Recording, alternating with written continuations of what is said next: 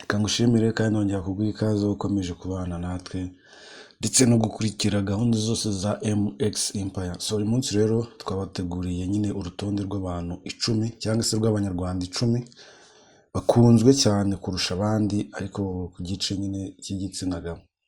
Ya ni abasitari bamwe nyine murabazi, muraza kugenda mubamenya. So urasabwa gukora subscribe, like, share and comment kugira ngo wubake ubwami wifuza. So ku mwanya wa 10 rero turasanga Paccy Kizito cyangwa se Kipa. Paccy rero akaba afite abantu bamukurikirana bangana 24,000 kuri Instagram, nyine ngo n'aba followers nibuze akaba afite 60% by'abamukurikirana akaba ari igitsina gore. Ubwo birumvikana n'abakobwa nyine n'abamama. So no musore rero ni umusore wakoze cyane, nyine nawe washyizemo imbaraga nyinshi mu muziki, ndetse ko cyane ko nyine ugereranyije n'abandi twagiye tubona hejuru cyangwa se n'abandi basitari hano mu Rwanda muzi, asa nk'uzamutse vuba nyine kuko ntabwo yakoze umuziki igihe kirekire. So rero uno mugabo nyine Paccy Kizito, zimwe mu ndirimbo yakoze nziza nyine cyane, hari n'indirimbo aherutse gusohora ejo bundi, indirimbo yitwa Goro. So, ni indirimbo nyine yakunzwe cyane n'abatari bake. Indi ndirimbo yitwa Ndemeye, hari indi yitwa Basi Sori yakoranye na Trisizi. So rero uno mugabo nyine nawe ni umuntu ukunzwe cyane muri no minsi, cyane cyane ko arimo agenda azamuka cyane, nyine atera imbere cyangwa se yamamara bitewe n'uburyo ari kugenda akora umuziki mwiza.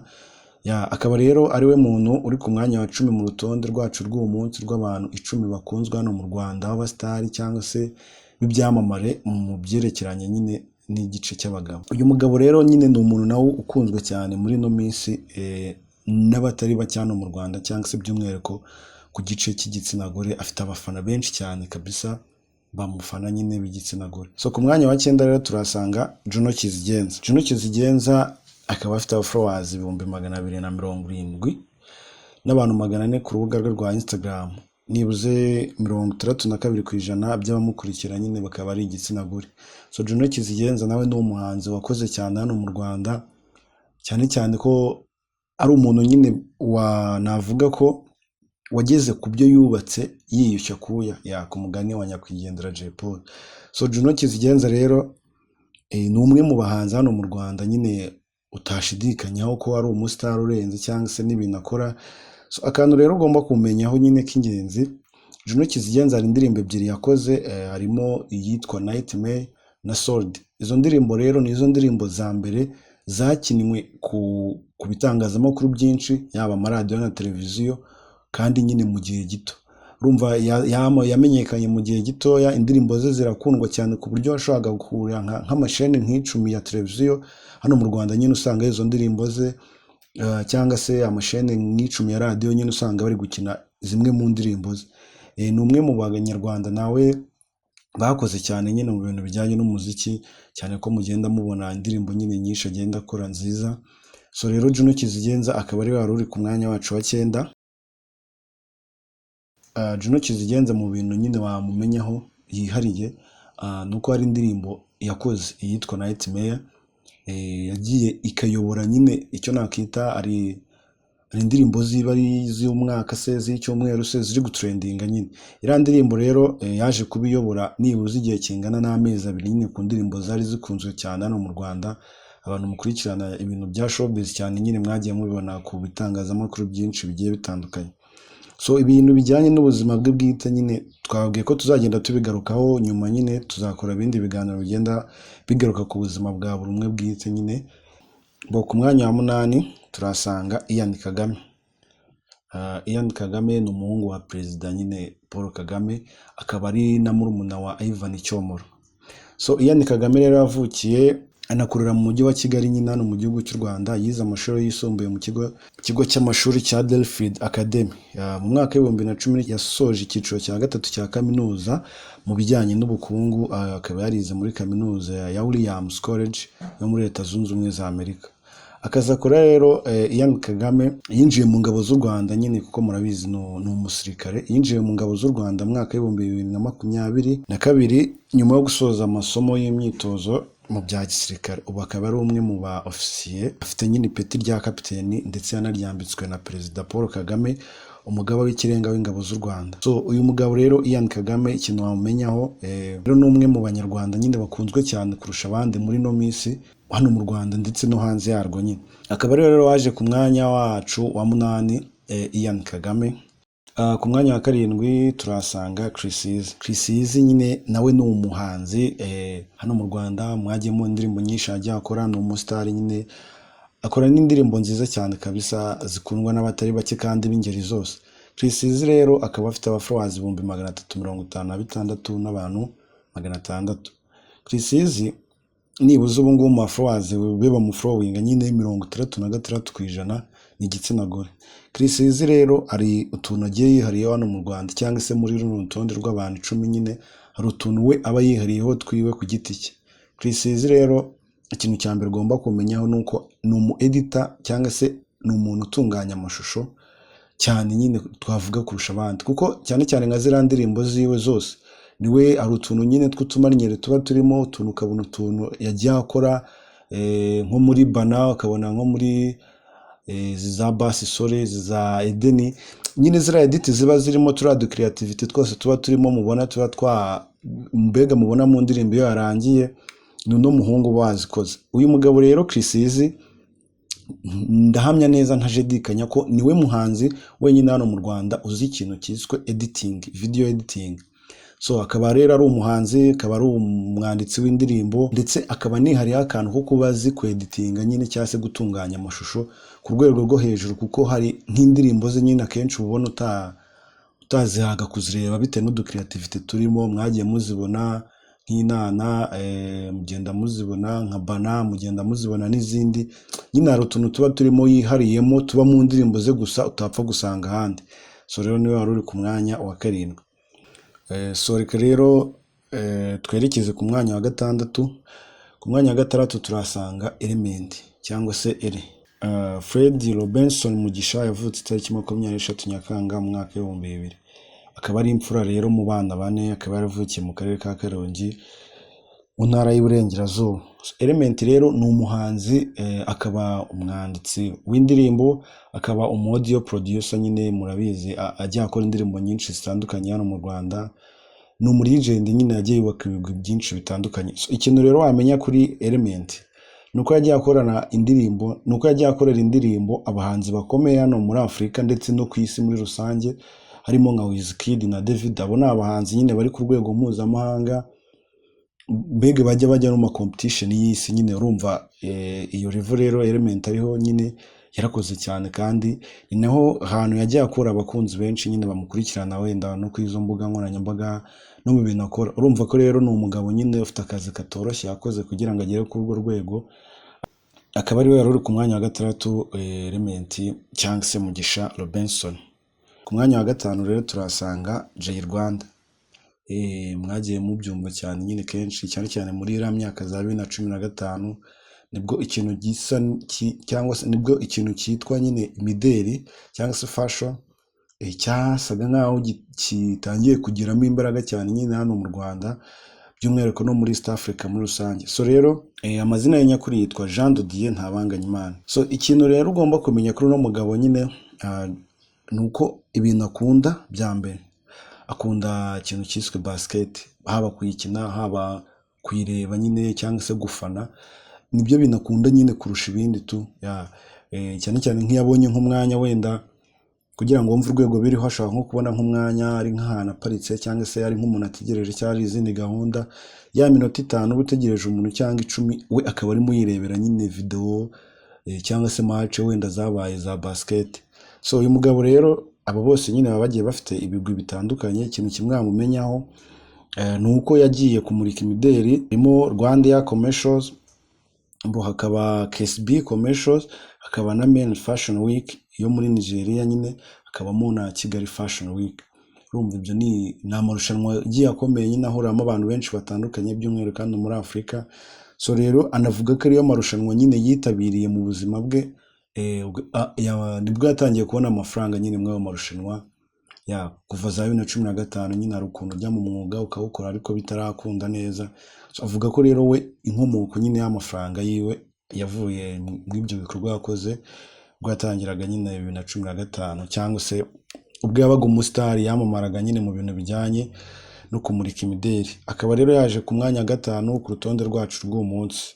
Yitwa Jay Rwanda cyangwa se mumuzi nka Jay Rwanda, amazina ye nyakuri yitwa Jean de Dieu Ntabanganyimana. So ku mwanya wa kane turasanga Ivan Cyomoro Kagame. Yavutse mu mwaka w'igihumbi kimwe magana cyenda mirongo cyenda. Ubu ngubu afite imyaka 34. Akaba afite abavandimwe batatu, abahungu babiri ndetse n'umukobwa umwe. So uyu mugabo rero Ivan Cyomoro Kagame, papa umubyara nyine ni Paul Kagame ndetse na Jeannette Kagame. So uyu mugabo afite abafollowers 241 n'abantu 200 bamukurikirana ku rubuga rwe rwa Instagram. Nibuze 70% nyine by'abo bantu ni igitsina gore. So ikintu ugomba kumenya cyangwa se agashya wamenya kuri uno mugabo cyangwa se no musore Cyomoro Ivan Kagame, nuko nyine abarizwa mu bintu bya business. No mu businessman, ni umuntu nyine we yibereye muri kategori ya business, ibintu bijyanye n'ubucuruzi nyine no kwikorera, nibyo bintu abarizwamo. So ku mwanya wa gatatu rero turasanga Rocky cyangwa se Kimomo. Amazina ye nyakuri yitwa Uwizeye Mark. Yavutse ku itariki 24 z'ukwezi kwa 8 1991. Ubu ngubu akaba afite nyine imyaka 32. So uyu mugabo rero yavukiye ku Muhima mu mujyi wa Kigali nyine. Papa umubyara yitwa Gerard Nzamurambaho ndetse mama we umubyara akaba yitwa Immaculée Batamuriza. Rocky Kimomo rero cyangwa se Uwizeye Mark ni umwe mu bagabo utashidikanya hano mu Rwanda, bigaragara nyine ko bakoze cyane kandi bahereye kera bakora, na n'ubu nyine bikaba byarabyariye umusaruro. So rero Rocky ibintu wamumenyaho, ni umwanditsi w'indirimbo buriya, nubwo atajya bijyamo cyane ariko arazandika. So ni umuntu ushora nyine ahantu henshi hatandukanye, ni umwanditsi w'indirimbo, ni umuproducer w'amafilime nyine nk'uko twabibabwiye, ni umwanditsi wa filime ndetse n'indirimbo, akaba umuproducer wa filime ndetse akanaba n'umudubbing artist cyangwa se nyine umuntu usobanura filime umuntu ufata ikintu akagitranslatinga mu rundi rurimi. So Rocky Kimomo rero ibigwi bye ni byinshi nyine, nawe ntabwo twabigaruka hano, nyuma tuzagenda tubakorera umwe kuri umwe ibigwi bye n'ibintu yagiye akora by'ibihe byose. Ikintu rero cy'ingenzi ugomba kumenya kuri uno mugabo Uwizeye Mark ni uko ari umwe mu batera inkunga ikigo nyine gifasha abana bavukanye ubwandu bwa virusi itera sida. Ni igikorwa nyine abantu benshi ntago babizi, ntago akunze kubivugaho, ariko nibuze 30% by'amafaranga yinjiza buri kwezi ajya muri icyo kigo nyine gufasha abo bana bavukana ubwandu bwa virusi itera sida. Ni igikorwa cyiza cy'urukundo nyine tutabura kuvugaho kuri uno mugabo. So Rocky rero akaba afite abafollowers 588 ndetse n'abantu 600 bamukurikirana ku rubuga rwe rwa Instagram. Nibuze nyine ugereranyije wenda ku abantu bamufollowinga nyine, twakoze ubushakashatsi dusanga 78% by'abantu bamufollowinga, 78% by'abo bantu nyine 588,600, 78% by'abo bantu ni igitsina gore, bakaba ari bo followers nyine ba Rocky Kimomo. Ku mwanya wa kabiri turasanga The Ben. Amazina ye nyakuri yitwa Mugisha Benjamin. Yavutse mu kwa mbere ku itariki 9 1987. Ubu akaba afite imyaka 37. So The Ben rero yavukiye mu gihugu cya Uganda hano Kampala. Akaba nawe ari umwe mu bastari bakomeye hano mu Rwanda nyine, akaba ari n'umuntu mbega ufite ibintu byinshi nyine byihariye. So arakunzwe cyane kuko afite ibintu byinshi agenda akora, afite indirimbo nziza yakoze abantu bagiye bakunda nyine. Ni umusitari mu Rwanda nawe ukunzwe cyane kurusha abandi. Bano bagabo babiri Meddy na The Ben bayoboye urutonde nibuze kuva muri za 2010 kuzamuka kugeza na n'ubu baracyayoboye. So rero Mugisha Benjamin cyangwa se The Ben akaba afite abafollowers bangana n'ibihumbi 901 ku rubuga rwe rwa Instagram. Nibuze 80% by'abamukurikirana cyangwa se by'aba followers 80% by'abamukurikirana nyine ni igitsina gore. So agashya rero ugomba kumenya kuri The Ben cyangwa se ikintu wamumenyaho, ni umwe mu bahanzi b'Abanyarwanda twavuga ko yiyubaha nyine ukiri hano mu Rwanda. Ni umuhanzi mbega benshi bagiye bamushotora bakagira gute bakamuvugaho, ariko ni umuhanzi wesha respect cyane cyane ku bintu bijyanye n'imbuga nkoranyambaga. we akora ibintu bye nyine, ntabwo ajya guterana amatiku, cyane ko nta hantu wamusanga mu ma interview. Hari interview ziba ziri hanze aha nyine z'abahanzi, ugasanga umuhanzi yigambye ibintu cyangwa se avuze nk'ibintu cyangwa avuze nko kuri mugenzi we amushotora. Uyu mugabo rero The Ben ntaho abizwiho, cyane ko nta n'ahantu ushobora gusanga nyine interview ye ku binyamakuru bitandukanye hano mu Rwanda. So agashya k'uyu mugabo, niwe munyarwanda wenyine cyangwa se niwe musitari wenyine hano mu Rwanda usinya kontara z'igihe kirekire zo kwamamaza. Mwagiye mubibona, yagiye yamamariza amakampani menshi atandukanye, yagiye yamamariza kampani zicuruza amatelefone, zikora ibintu bitandukanye. Niwe muntu rero usinya kontara nini, niwe muntu usinya kontara nini nyine kurusha abandi bose. Akenshi kontara ziwe ziba ziri hagati y'imyaka 2 n'umwaka umwe, ariko araho mubona nyine basinya amezi 3, basinya umwaka kandi urumva ko nyine kuba asinya kontara y'imyaka 2 kuzamuka bivuze ko ari nabwo abonamo amafaranga menshi. So rero ni ibikorwa byinshi nyine byiza bagenda bakora, byose ntabwo turabivugaho none, nyine turagenda tuhanyuramo mu ncamake. Uyu rero Mugisha Benjamin akaba ari we muntu uri ku mwanya wa 2 nyine ku rutonde rwacu rw'abantu bakunzwe cyane hano mu Rwanda kurusha abandi ku gice cy'igitsina gabo.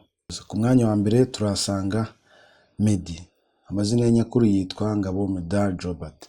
Yavutse ku itariki 7 z'ukwezi kwa 8 1989. Avukira mu Burundi mu Bujumbura. Uyu muhanzi ni umwe mu legend nyine b'Abanyarwanda, cyane ko nk'ubu kugeza ubu niwe muhanzi w'ibihe byose mu Rwanda uyoboye abandi. Meddy rero akaba ari umuhanzi, akaba ari n'umwanditsi w'indirimbo. So uyu mugabo rero akaba ari we muntu uyoboye urutonde rwacu, akaba ari we muntu uri ku mwanya wa 1 nyine mu bantu bakunzwe cyane kurusha abandi hano mu Rwanda. Meddy rero akaba afite abantu bamukurikirana ku rubuga rwe rwa Instagram bangana na miliyoni 82% by'abakurikirana Meddy ni igitsina gore. So rero agashya ugomba kumenya kuri uno mugabo cyangwa se kuri uno muhanzi, ikintu nyine ugomba kumenya kidasanzwe nuko Meddy ari indirimbo afite cyangwa se indirimbo yakoze yitwa Slow. Iyi ndirimbo ikaba ifite views zirenga miliyoni 100. So rero kugira miliyoni zirenga 100 ntabwo ari ibintu bidasanzwe cyane nyine, ariko agashya ugomba kumenya nuko abahanzi 3, abandi nyine ba star 3 hano mu Rwanda bamuri inyuma. Ubwo turavugamo Bruce Melody na The Ben ndetse na Butera Knowless. Iyo ndirimbo inganya views n'indirimbo zose z'abo bahanzi 3 ziteranyije. Nyine ugafata indirimbo za The Ben, n'iza Bruce Melody n'iza Butera Knowless, ugateranya views zose y'izo ndirimbo zose zingana n'indirimbo imwe nyine y'uno mugabo. Urumva ko ni ikintu kidasanzwe kuba indirimbo imwe nyine inganya n'indirimbo z'abantu 3 zose ziteranyije imyaka yose bakoze. So rero akaba ari uwo nguwo nyine Ngabo Meddy Medard, umunyarwanda ukunzwe cyane kurusha abandi hano mu Rwanda ndetse n'ahandi muri rusange. So rero ngurwo urutonde rwacu rw'abahanzi cyangwa se rw'abastar 10 hano mu Rwanda. So rero ngushimiye ko wafashe umwanya wo kumva iki kiganiro. Usabwa gukora subscribe kugira ngo ubake ubwami wifuza. So rero ubaye ari igitekerezo ufite kindi top 10 wumva twagukoreraho se cyangwa amakuru y'umwe muri aba wifuza, jya muri comment usigemo nyine izina rye cyangwa se tubwire uwo wifuza cyangwa se icyo wumva twakora. So tugushimiye ko wabanye natwe muri iki kiganiro. Ni MX Empire. Usabwa gukora subscribe, like, share and comment. Tuyifuje kugira impagarike n'ubugingo.